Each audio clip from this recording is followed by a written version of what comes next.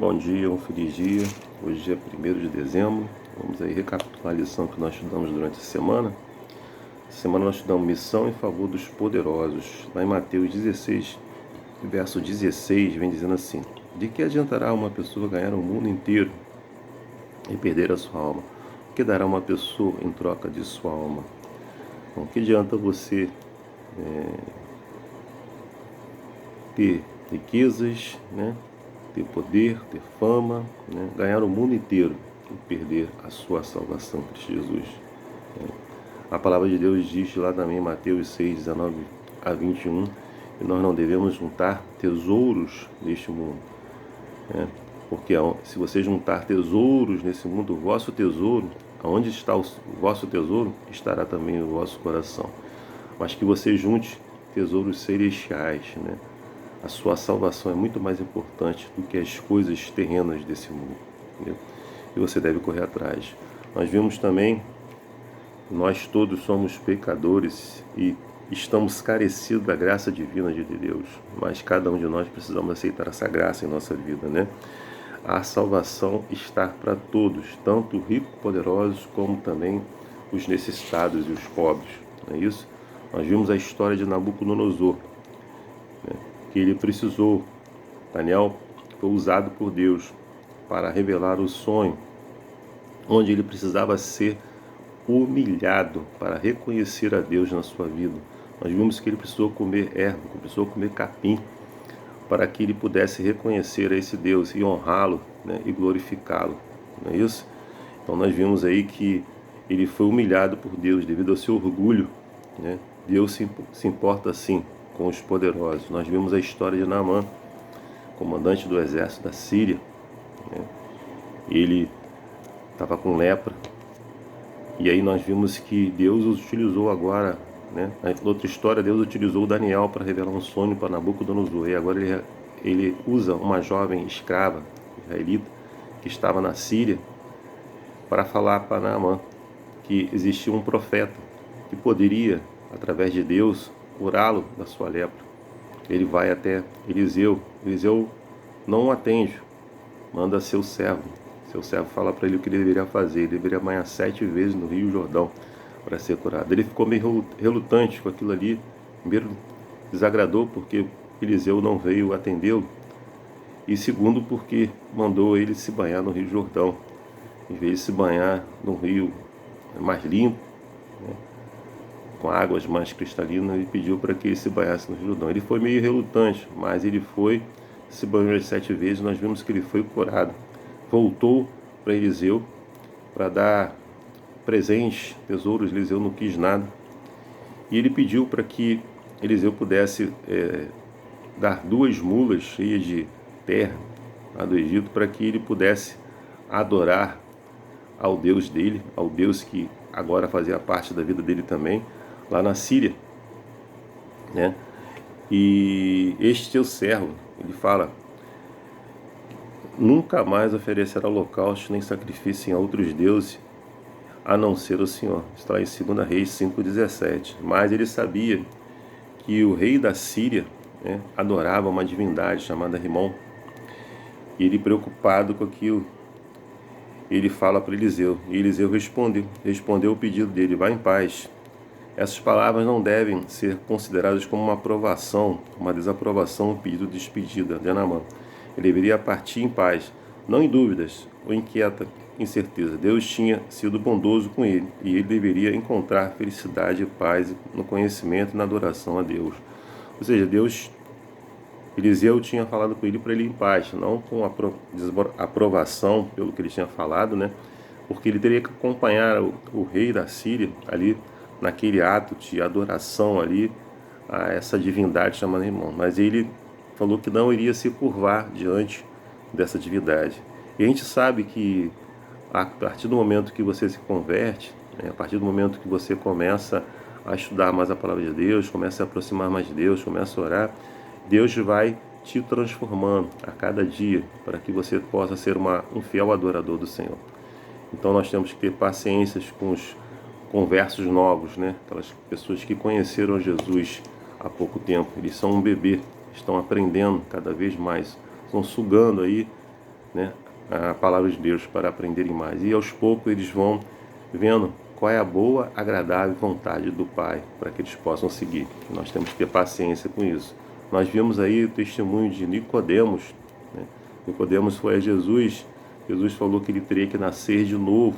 Mas como posso nascer de novo? Tem que voltar ao ventre da minha mãe e nascer? Não, você tem que nascer da água do Espírito, você tem que se batizar, ser uma nova criatura, um novo homem, uma nova pessoa, né? E nós vemos aí que Nicodemos, apesar de ter muito conhecimento das Escrituras, ele tinha sede de Deus, necessidades espirituais, né? Deus conhecia seu coração, assim como conhece o nosso coração também. Jesus abordou ele em suas necessidades, né, com amor e firmeza. Nós vimos que também Nicodemos buscou proteger Jesus quando os soldados foram buscar ele para que ele fosse morto, e após a sua morte nós vimos que ele ungiu, né, o corpo de Jesus.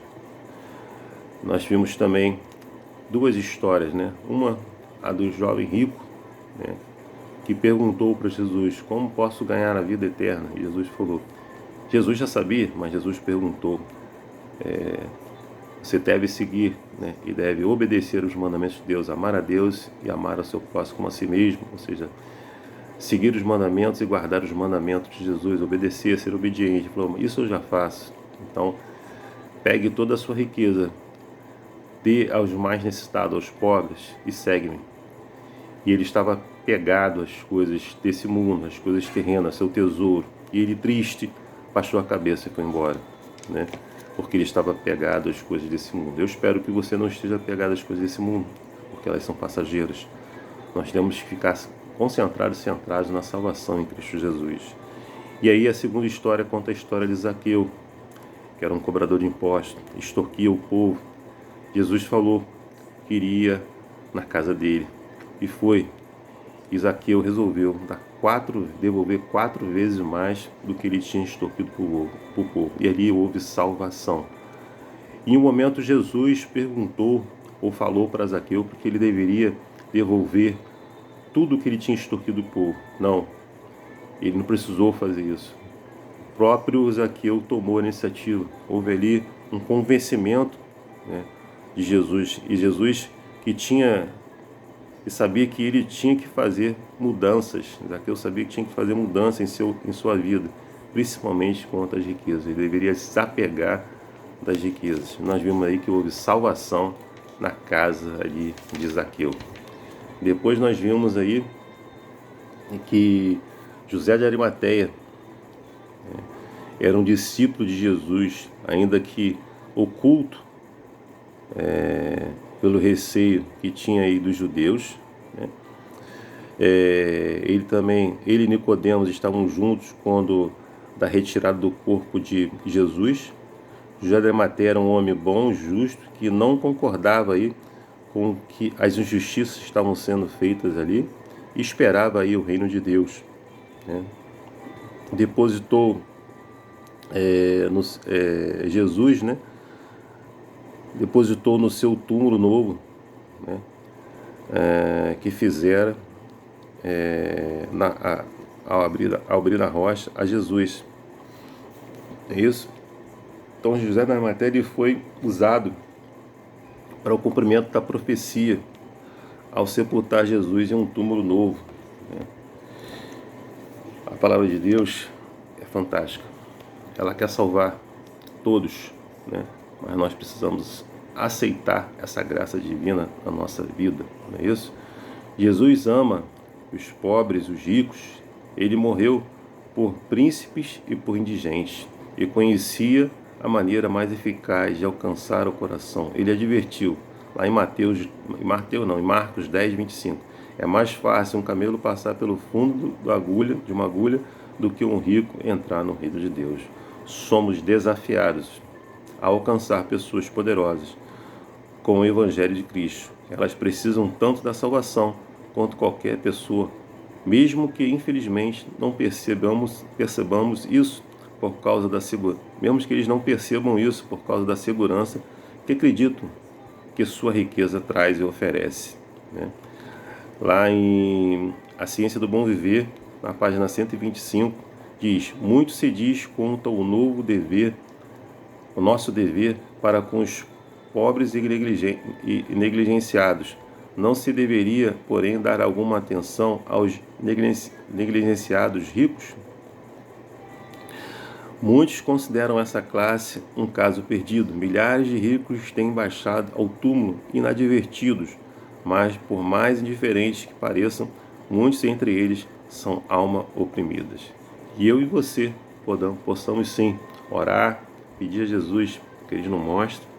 E se você tem uma pessoa rica, poderosa, do seu conhecimento, que você possa levar a graça e a salvação de Cristo para ele também. Que Deus te abençoe e te dê aí uma sexta-feira abençoada para você e para sua família. Meu desejo de uma oração. Amém.